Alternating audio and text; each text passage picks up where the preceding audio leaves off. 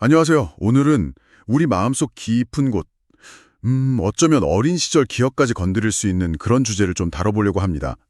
바로 부모가 자녀에게 절대 해서는 안 될 말이라는 자료인데요.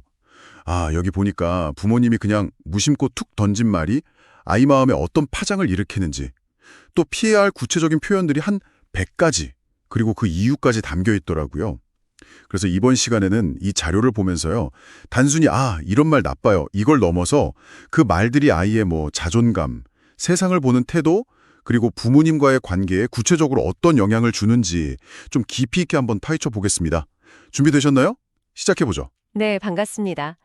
그 부모님 말씀 한마디 한마디가요, 아이가 세상을 이해하고 또 자기 자신을 만들어가는 데 쓰는 되게 중요한 재료 같아요. 이 자료에 나온 말들은 그냥 기분 나쁘다 이걸 넘어서 아이 내면의 어떤 토대 자체를 흔들 수 있다는 점에서 좀 주목해야 할 것 같습니다. 왜 그런 건지 그 핵심 이유들을 좀 파헤쳐 보는 게 중요하겠죠? 네. 가장 먼저 눈에 띄는 건 역시 아이의 존재 자체나 가치를 직접적으로 이렇게 깎아내리는 말들이었어요. 자료에 나온 쓸모없는 녀석 같으니라고 이런 거나 네 주제 같은 표현들요. 허휴, 듣기만 해도 가슴이 철렁하는데 아이한테는 이게 어떤 의미로 다가갈까요? 이런 말들은 아이한테는 나는 괜찮지 않구나, 나는 사랑받을 가치가 없는 존재인가 봐, 이런 아주 치명적인 메시지를 전달하거든요.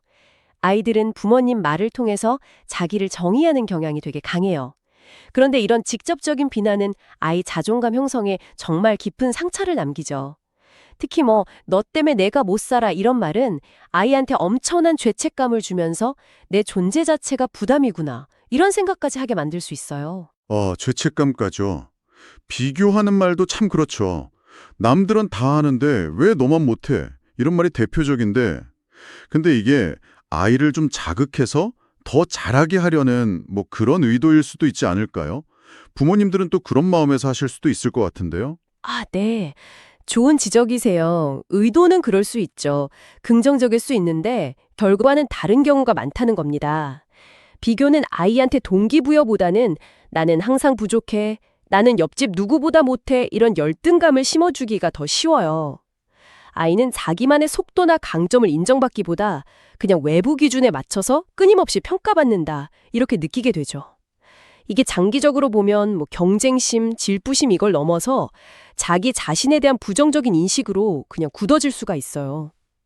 자존감의 핵심은 사실 있는 그대로의 나를 받아들이는 건데 비교는 이걸 그냥 정면으로 방해하는 셈이죠. 아, 듣고 보니 그렇네요. 그 의도랑 결과가 다를 수 있다는 점이 정말 중요하군요. 자신감을 팍 꺾어버리는 말들도 참 마음이 아파요. 넌 해도 안 돼. 라거나 바보야, 그것도 몰라. 이런 거요. 너는 꼭 중요한 순간에 망치더라.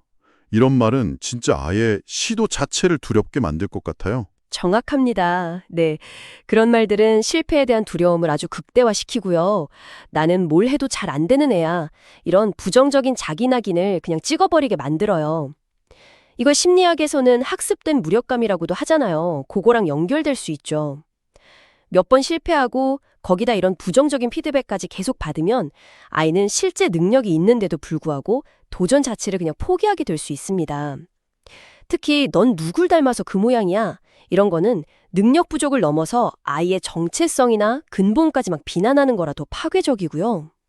아이의 가능성을 부모님이 먼저 그냥 차단해버리는 셈이 되는 거죠. 그 말이 확 와닿네요. 아이의 자존감이나 자신감뿐만 아니라 스스로 뭔가를 하려는 의지, 그러니까 자율성을 침해하는 말들도 문제인 것 같아요. 시키는 일이나 해, 내 말이 맞아, 네가 뭘 안다고, 이런 표현들 있잖아요. 아이 생각이나 의견은 전혀 중요하지 않다, 이런 태도 같고요. 여기서 좀 흥미로운 지점이 있는데요. 많은 부모님들이 아이가 스스로 생각하고 좀 책임감 있는 사람으로 자라길 바라시면서도 일상에서는 엄마가 더 잘 알아, 아빠가 시키는 대로만 해, 이런 말로 아이의 자율성을 막 억압하는 약간 모순적인 상황이 벌어지곤 하거든요. 당장의 효율성이나 통제의 편리함 이런 것 때문에 아이가 스스로 결정하고 책임질 기회를 그냥 박탈하는 거죠. 이런 경험이 계속 쌓이면 아이는 자기 판단을 믿지 못하게 되고 문제 해결 능력이나 의사결정 능력 이런 걸 키우기가 어려워져요. 결국에는 되게 의존적인 성향을 갖게 되거나 아니면 정반대로 엄청 반항적인 태도로 보일 수도 있고요. 아, 스스로 생각할 기회를 그냥 뺏어버리는 셈이군요. 그 자율성 침해랑 더불어서 아이한테 과도한 부담감을 주는 말들도 참 많은 것 같아요. 너한테 거는 기대가 크다 라거나 심지어 엄마 아빠의 꿈을 네가 이뤄줘야 해 이런 말이요. 와, 이건 아이한테 부모님 인생까지 책임지라는 것처럼 들릴 수도 있겠어요. 네, 그렇죠. 아이에게 부모님의 기대가 물론 사랑이나 격려로 다가갈 수도 있어요. 근데 그게 너무 과도해지면 엄청난 심리적 압박이 되는 거죠. 특히 너 때문에 내가 이렇게 힘들게 사는 거야. 나 너한테 들어간 돈이 얼만데 이런 식의 말은 아이한테 죄책감을 심어주면서 부모의 행복을 내가 책임져야 하는구나 이런 부담감을 갖게 만들어요. 그럼 아이는 자기 욕구나 감정보다는 부모님 기대를 만족시키는 걸 우선하게 되고 그 과정에서 만성적인 불안감이나 완벽주의 성향, 또 실패에 대한 극심한 두려움 이런 걸 키울 수 있습니다. 결국 자기 삶을 사는 게 아니라 다른 사람 기대를 위한 삶을 살게 될 위험이 커지는 거죠. 와, 듣기만 해도 진짜 숨 막히는 기분이 드네요. 이런 압박감은 아이를 불안하게 만들 수밖에 없을 것 같은데요. 자료에는 아이의 안정감을 직접적으로 위협하는 그런 말들도 있더라고요. 여기 놔두고 가버릴 거야 라거나 말 안 들으면 너 없어져 버려 같은 말들이요. 아이한테 부모는 세상의 전부인데 이런 말은 정말 아이한테 부모로부터 버려진다는 위협은요, 그 존재 자체에 대한 위협, 그러니까 생존의 위협처럼 느껴질 수 있어요. 특히 어린아이일수록 더 그렇죠. 이건 아이의 가장 기본적인 애착관계하고 안정감을 아주 심각하게 훼손하는 겁니다. 너 때문에 병 생기겠다. 이런 식으로 아이 행동이 부모 건강이나 생명에 해를 끼친다 이런 식의 표현도 마찬가지예요. 아이한테 자신의 존재가 너무 파괴적이구나 하는 과도한 책임감하고 불안감을 심어주죠. 이런 환경에서 자라면 아이는 자기 감정이나 욕구를 솔직하게 표현하는 것조차 두려워하게 될 수 있어요. 세상을 안전하고 좀 예측 가능한 곳으로 느끼기 어렵게 만드는 거죠. 불안감을 조성하는 것뿐만 아니라 아이들의 호기심이나 뭔가 해보려는 의욕 자체를 그냥 팍 꺾어버리는 말들도 흔히 쓰이는 것 같아요. 아이가 뭔가 새로운 거에 관심을 보일 때 쓸데없는 짓 하지 말고 공부나 해 이렇게 말하거나 아니면 뭔가 시도하려고 할 때 또 하다가 중간에 그만둘 거지 이렇게 미리 부정적으로 예측하는 경우요. 맞아요. 그런 건 커서 다 알게 돼 라거나 생각 좀 그만하고 그냥 해 이런 말들은 아이의 자연스러운 탐구심, 질문 이런 걸 그냥 막아버리는 거예요. 아이들은 상상하고 질문하고 때로는 되게 비효율적으로 보이는 시도를 하면서 세상을 배우고 창의성을 키워나가거든요. 근데 이런 반응은 그 과정을 그냥 무시하고 차단하는 거죠. 네가 웬일이니 공부를 다 하게 이런 비꼬는 말투나 포기할 거면 시작도 하지 마 이런 부정적인 단정은 아이의 시도 자체를 무의미하게 만들어요. 내적인 동기부여를 아주 심각하게 저해하죠. 어차피 해도 안 될 거야. 칭찬받긴 글렀어. 이런 생각에 사로잡혀서 새로운 것에 대한 흥미나 도전 의욕 자체를 잃어버리게 될 수 있습니다. 정말 안타깝네요. 마지막으로 살펴볼 부분은요. 부모와 자녀 사이의 가장 중요한 기반이잖아요. 애정과 신뢰, 이걸 손상시키는 말들입니다. 자료에 나온 너 그렇게 행동하면 사랑 안 할 거야. 이 말은 정말 충격적이에요. 사랑의 조건을 다는 거잖아요. 그렇습니다. 이건 아이에게 조건부 사랑, 그러니까 내가 부모님 마음에 들게 행동해야만 사랑받을 수 있어? 이런 인식을 심어주는 거예요. 아이는 부모님 사랑을 얻으려고 자기 진짜 감정이나 욕구를 숨기거나 막 억누르게 될 수 있고요. 이게 깊은 불안정감이나 낮은 자존감으로 이어질 수 있습니다. 그 무조건적인 사랑과 수용, 이게 아이의 건강한 정서 발달에 진짜 필수적인데 그걸 흔들어버리는 거죠. 네가 이런 애인 줄 몰랐어. 라거나 그럴 줄 알았어. 네가 해낼 리 없지. 이렇게 실망감을 노골적으로 드러내는 말 역시 마찬가지예요.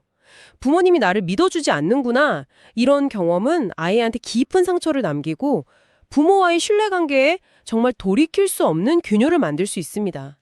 이 신뢰가 한번 무너지면 다른 모든 긍정적인 상호작용의 효과도 반감될 수밖에 없고요. 와, 오늘 정말 다양한 측면에서 부모의 말이 아이에게 미치는 영향을 살펴봤네요. 자존감, 자신감, 자율성, 안정감, 창의성, 신뢰관계까지. 결국 핵심은 부모의 말 한마디가 아이의 세계를 만들어가는데 얼마나 결정적인 역할을 하느냐, 이거인 것 같네요. 이 자료에 나온 100가지 표현은 그냥 그 예시일 뿐이고 중요한 건 그 말들 속에 숨어있는 비난, 통제, 무시, 비교, 조건부 애정 같은 해로운 태도를 우리가 알아차리는 거겠죠. 정확합니다. 핵심은 그 개별적인 금지어 목록을 외우는 게 아니에요. 그 말들이 아이한테 어떤 메시지를 전달하고 또 어떤 감정을 불러일으키는지 이걸 이해하는 데 있습니다. 물론 완벽한 부모는 없죠. 누구나 실수할 수 있고 감정에 휩쓸릴 때도 있고요. 중요한 건 이런 말의 영향력을 인지하고 조금이라도 더 나은 소통을 위해서 의식적으로 노력하는 태도인 것 같아요. 아마 이 이야기를 들으시면서 청취자분들께서도 어린 시절 들었던 말이나 혹은 지금 자녀에게 했던 말이 떠오를 수도 있어요. 근데 그걸로 너무 자책하시기보다는 이 시간을 그 말의 무게를 좀 돌아보고 앞으로 관계를 위한 어떤 성찰의 계기로 삼으시면 좋겠습니다. 네, 결국 중요한 건 알아차림과 노력이군요. 오늘 저희는 부모가 자녀에게 절대 해서는 안 될 말이라는 자료를 통해서 말이 아이 내면에 얼마나 깊은 영향을 미치는지 함께 좀 파헤쳐 보았습니다. 이 자료는 주로 하지 말아야 할 것에 집중했잖아요. 여기서 한 걸음 더 나아가서 이런 질문을 던져볼 수 있을 것 같아요. 그렇다면 반대로 아이를 진정으로 살리고 격려하고 건강한 성장을 돕는 해야 할 말은 뭘까? 이런 거요. 어쩌면 오늘 우리가 나눈 그 해로운 말들의 정반대를 생각해 보는 게 좋은 출발점이 될 수 있습니다. 예를 들면 비난 대신에 구체적인 행동에 대한 긍정적 피드백을 주고 통제 대신 아이 의견을 묻고 선택권을 주는 질문을 하고 무시 대신 진심으로 귀 기울이는 태도를 보이고 비교 대신 아이 고유의 강점과 노력을 인정해주는 말을 건네는 것처럼요. 오늘 나눈 이야기들을 바탕으로 청취자분들의 관계 속에서 어떤 작지만 의미 있는 언어의 변화를 시도해 볼 수 있을지 한번 생각해 보시는 건 어떨까요? 네, 정말 좋은 질문인 것 같습니다. 오늘 저희의 심층 분석에 함께해 주셔서 감사합니다. 다음에도 여러분의 지적 호기심을 자극할 흥미로운 자료로 다시 찾아뵙겠습니다. 안녕하세요. 오늘은